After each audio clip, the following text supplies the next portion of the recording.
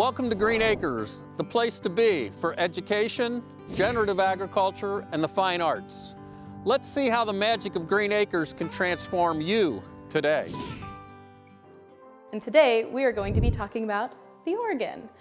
Built in 1926, this is an Aeolian pipe organ, and Mrs. Nippert loved it. As a musician herself, she really valued music education, and we here at the Art Center do our best to uphold that vision. We very rarely get a chance to talk about how to operate an organ and how it actually works.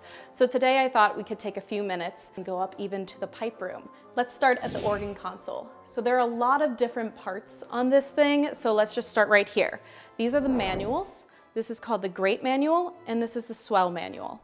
And there is even a pedal board, which is operated by the player's feet. This is actually a wind instrument and not a string or percussion instrument like the piano, which makes sound by hammers hitting different strings inside the piano.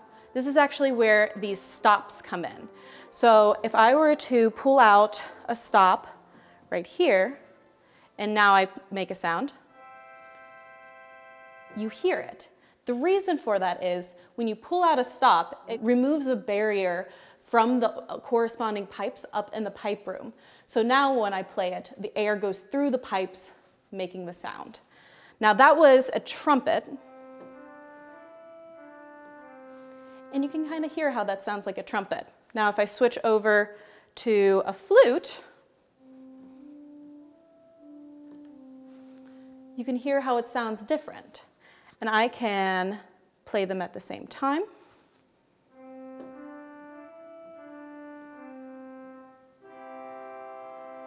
I can even add in the other manual, the pedal.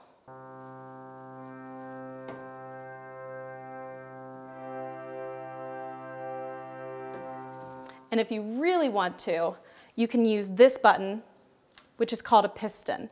This is the SFZ, and that stands for sforzando, and that turns on all the stops. So let's hear that now.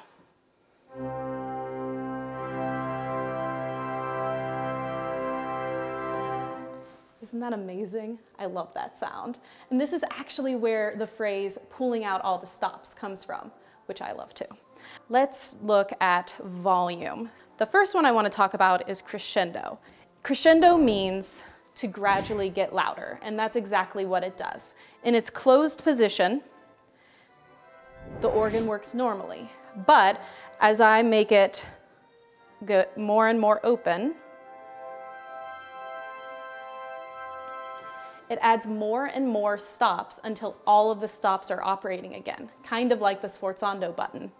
Now, on the other hand, we've got these expression pedals, and there's two of them.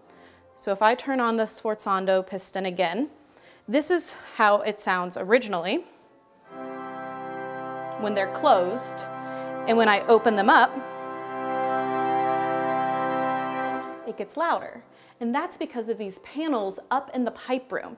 So up in the pipe room, we have these panels that open and close depending on where these pedals are. So let's go upstairs now and see if we can see those and the pipes. We're in the pipe room, so as you can probably tell, there are a lot of pipes. 1,531 to be exact. So as you're looking around, you probably notice that there are a lot of different size pipes.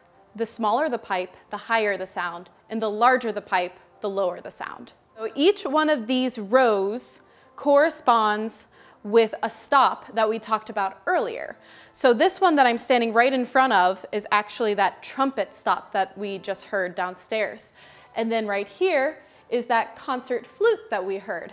You can see the differences in the pipes, and you heard the difference in the sound, which is pretty cool. We talked about those shades as well that open and close, and those are located right over there.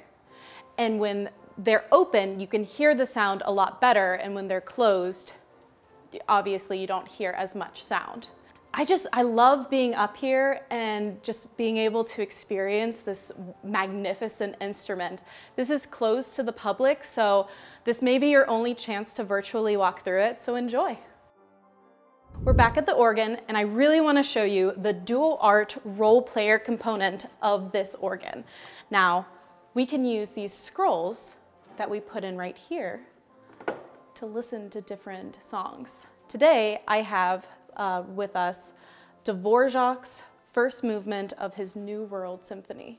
Now, we have this tracker bar right here that has 2 rows of holes, and those holes are staggered, and they kind of line up with different parts of the organ. The ones on the bottom right here line up with the keys on the Great Manual, and the ones right here line up with the keys on the Swell Manual.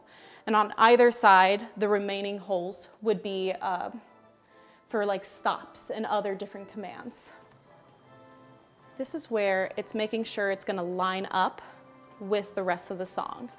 So we see these holes in this scroll, and this is the tempo that we want, and I'm going to change it to that tempo right now. The holes in the scroll actually, they line up with different parts on the tracker bar, and that's what tells the organ different commands. So we see all of these holes right here, and we see some right there. Last but not least, not only is this a player organ, but we also have a vintage Steinway player piano that can also be used with scrolls. However, we can use this floppy disk reader, and it kind of acts as a scroll for both the organ and the piano. So slightly more modern technology than a paper scroll. And kids, you can ask your parents what a floppy disk is.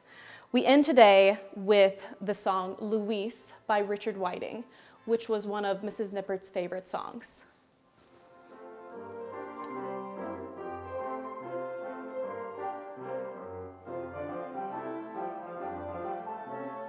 I hope you have enjoyed this special inside look into the Greenacres organ. We are so blessed to have such an incredible instrument that we can share with all of you. Thank you for joining me here at Greenacres, the place to be.